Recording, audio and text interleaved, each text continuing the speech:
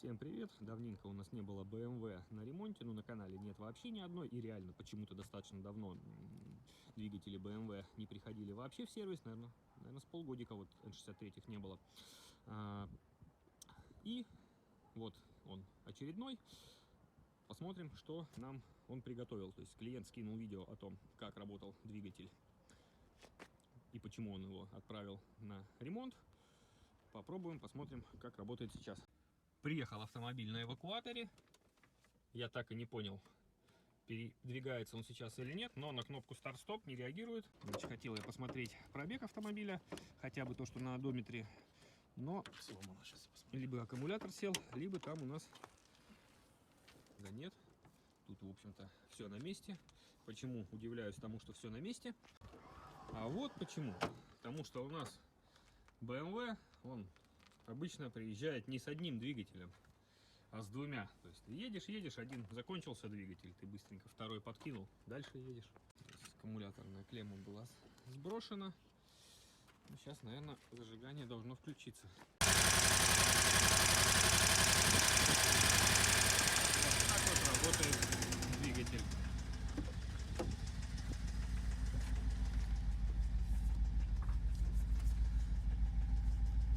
$150 тысяч километров у нас. Ну и значит, на самом деле данный двигатель не факт, что останется у нас на ремонт, потому что сейчас клиент вроде бы нацелен на контрактный двигатель. Вот мы его сегодня ездили, смотрели, осматривали эндоскопом. По нему расскажу чуть позже. Если его будем устанавливать, если клиент решит его устанавливать, то он будет у нас заснят. И, соответственно, предметно по нему и поговорим. Стоимость его там порядка 500 тысяч рублей. Он голый, без вообще навесного. Но опять же покажу, если будет к нему речь. Ну а пока есть возможность, так, бегло посмотрим, что у нас вот с этим блоком. То есть больших задиров и царапин здесь мы не наблюдаем. Соответственно, мы видим вот такие вот характерные вмятины на всех цилиндрах они есть. Это у нас от загиба клапанов.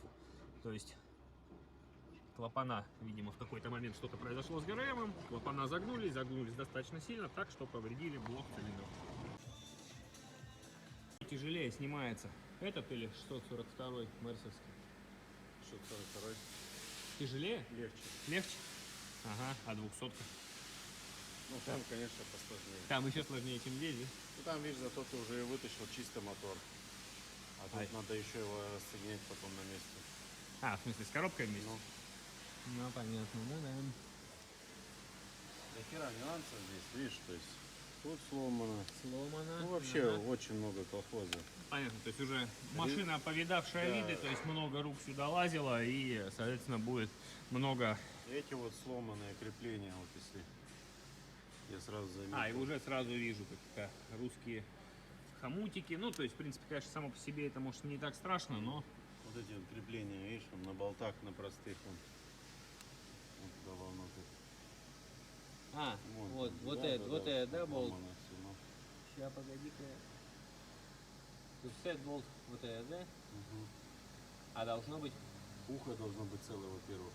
А, я понял, то есть тут болт, во-первых, да, он просто в пластмассу, без какой-то шайбы, ухо, не ухо, он поломано, все, то есть, ну так, вроде бы на первый взгляд держится, но на самом деле может и подсасывать как раз, или наоборот, тут что это, высокая часть давления, то есть выдавливать, но нет, это, нет, это низкая. Это низкая, да, берет подсасывать отсюда. Может. Короче, как-то так. Полный день ушел, да, на снятие? Ну да.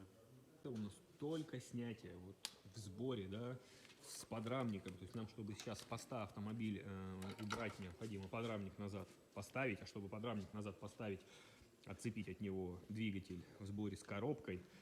И дальше двигатель разбирать и разбирать. Сразу что-нибудь мы видим за широкой Диминой спиной. Видим заслонки. Да, понятно, слегка замасленные, да, то есть все это в масле. Турбины в масле. Ну, лопасти вроде бы не сильно посечены. Тут, конечно, масло, возможно, картерных газов, потому что я смотрю, что вот все трубки, все это обильно Вот именно справа, смотри, в масле. справа это картерные газы, вот они. Да, то есть запотевание. Ну, в общем, разберем до конца, будет понятно. Но масло, конечно, и на подрамнике, и везде. Это у нас Снизу. еще предварительно помыто, но понятно, что это мы мыли снизу с ямы, да, то есть вот эти вещи, они сверху не отмывались, да, вот здесь вот. То есть какой-то детейлинг мойки не производилось, да, но при этом все равно основная грязь снизу, она была сбита. Сейчас снимем и подрамник уже с этой стороны помоем. И будем двигатель, естественно, весь тоже отмывать. Двигатель частично разобран, то есть не то все навесное, остался так называемый столбик. И будем приступать к самому интересному. И теперь уже поймем, что с ним действительно случилось.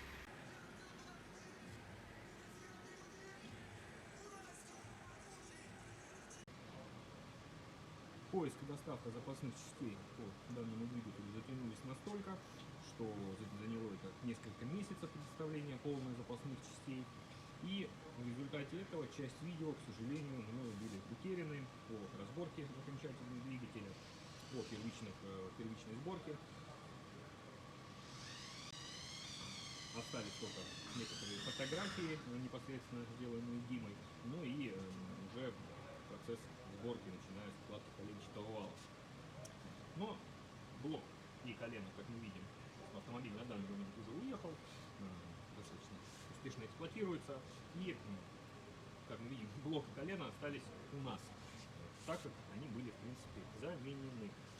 Соответственно, вот причина стука, да, естественно, провернула коленчатый вал. Если обратить внимание, то видна трещина на коленчатом валу, соответственно, коленчатый вал превратился просто в кусок металла, металлолома. Также блок. На блоке на соответствующем цилиндре есть задиры.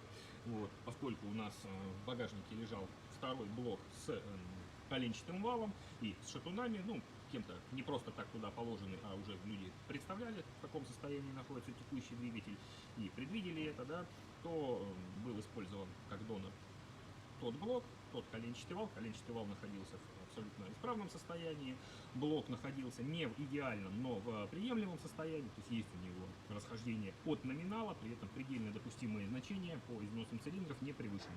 Ну и были у него следы от касания клапанов вследствие загиба клапанов, да, то есть с тем блоком у нас, с тем двигателем у нас произошел, видимо, порыв или перескок цепи ГРМ, да, и загнуло клапана. В общем, эти повреждения оказались не критичны, рабочую часть цилиндра они не зацепили, поэтому было принято решение собирать на том блоке. Также вот не осталось видео о состоянии и о ремонте головки, но состояние их было достаточно стандартное для этих двигателей, то есть менялись на них втулки направляющие клапанов, восстанавливались клапана. Хотя, опять же, сейчас врать не буду, Дмитрий мне прислал аудио, я его включу, то есть о том, что непосредственно, какие работы происходили, и как раз фотографии вы услышите, вот, увидите, точнее, от него, от мотора. Ну, а дальше пойдет видео о его дальнейшей сборке. Колено я их не проверил, оно без биения было, без износа, то есть хороший коленвал, то есть поставили вот его, и вот я выбирал там с шатунов, ну, чтобы там и по весу, и по всему. У них же 4 поршня, и не 4, 2, по-моему, поршня выбрал. Короче, из всех, которые были 16 поршней, я по микрометру выбирал самые такие лучшие, чтобы... Вот, выбрал из поршней нужные 8 и нужные 8 шатунов. Все промерил, все проверил, вот, и поменяли вкладыши, поставили. Разобрал, получается, их маслонасос. Маслонасос тоже у них был с собой. Вот, из двух маслонасосов по чисто визуальному этому износу, ну, потому что он там этих, ну, типа как гури сделанный. Износ сильно нигде не найдешь, не промеришь. То есть, на свой взгляд, я нашел более, ну, такой ходящий, потому что ихний был, ну, работал на стружке, был виден износ. Дальше что, отремонтировали 2 турбины. Ну, опять же, я сказал, головки, фрезернули блок, фрезернули головки, ну и все, и собрали его. Поменяли ГРМ, цепи, натяжители всякие, башмаки, успокоители. Ваносы я проверил их и посчитал нужным не менять, потому что у них люфт был незначительный, ну такой заводской, на закрытую, ну когда закрываются они. Не менялись клапана этих, кто они, Ваноса. Вот. После установки, опять же, вот помнишь, когда я тебе рассказывал, что у меня клапана, муфты все хорошо, они не брякают, хорошо отрабатывают, а клапана у меня начали клинить. Не знаю почему, может, хотя все в масле были. Вот, я их снимал, разрабатывал и обратно ставил, и все, они начали работать. Все 4 клапана. Поменяли картерную эту вентиляцию, маслопомойки, все это поменялось на новое. Маслоемные колпачки, клапана ремонтировали. Расподвалы там хорошие, постели хорошие были. Ну и все, по-моему. Что там еще? Ничего. Ну, отмыли, очистили весь его. Помыли радиаторы. Поменяли потом, ну, это так, масло в коробке ты его сделал. Все. И вот, наконец-то, долгожданные запчасти BMW полностью поставлены. Ну, тут не совсем клиентам. Вот, Дмитрий, я тут с этими шаловливыми ручками лезу. А на самом деле, что, пластигейдж, да? Да, Угу. Промерка. В общем, все запчасти пришли. Поставлял их не совсем клиент. У него есть человек, который занимается для его автомобилей поставкой запасных частей. Вот, соответственно, он их и предоставил. Ожидание было достаточно длительное, но наконец-то можно приступать к сборке.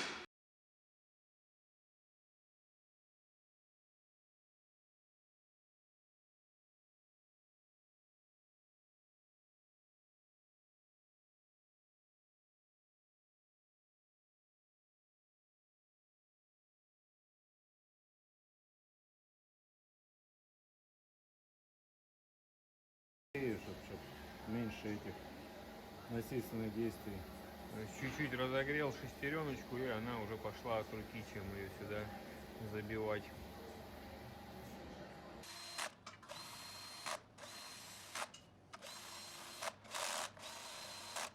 Поджал и выставляешь по плоскости, чтобы прокладка максимально здесь на герметике, чтобы прокладочка вот в этих вот местах стыка, стыка, прокладка максимально четко, не было перепада, и прокладка держала, хотя все равно это будет смазываться герметиком вместо стыка. Когда коробку тянешь, ничего не лопнуло. Понятно, то есть, чтобы было все в одной Да, плоскости, чтобы коробка, когда притягивается, не было каких-то перекосов, переклинов, чтобы ничего не лопнуло, не треснуло, ну и вообще максимально было все соосно, ровненько.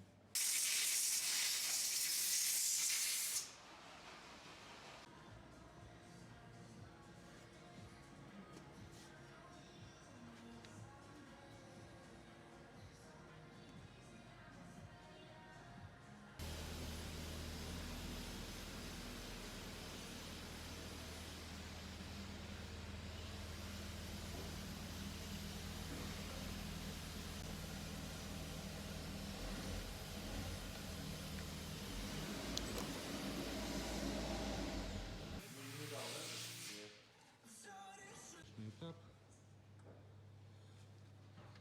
Палочка. Всегда нам нравится такое. Чуть первый запуск заснять не удалось. Но думаю, что это не критично. Двигатель запущен, прогрет.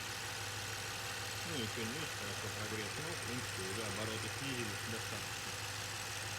Сейчас будет происходить диагностические коррекции, адаптация, после чего еще раз остудим, нагреем, еще раз все проверим, и можно отдавать клиенту. Автомобиль полностью готов, собран и проверен. Сейчас подъехал на мойку для того, чтобы перед выдачей клиенту ополоснуть. Он стоял у нас очень долго ждал запасных частей. Ну, был, в принципе, не абсолютно чистый, когда приехал, а получил его, чтобы клиент в максимально приглядном состоянии. Я думаю, ему будет это приятно.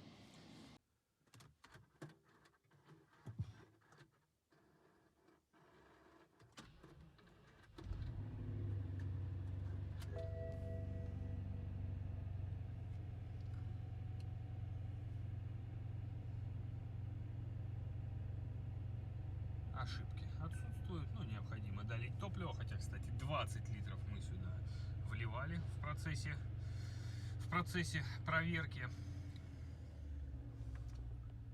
Значит, нет сигналов от парктроника. Но это уже будет не наш вопрос. Вот немного обороты скинулись, в принципе, встали на холостые. Вот так вот он работает. Вибрация отсутствует, то есть ровно, без протроев, без каких-то ощутимых нареканий. Подписывайтесь на канал, ставьте лайки, задавайте вопросы, пишите комментарии. Всем пока!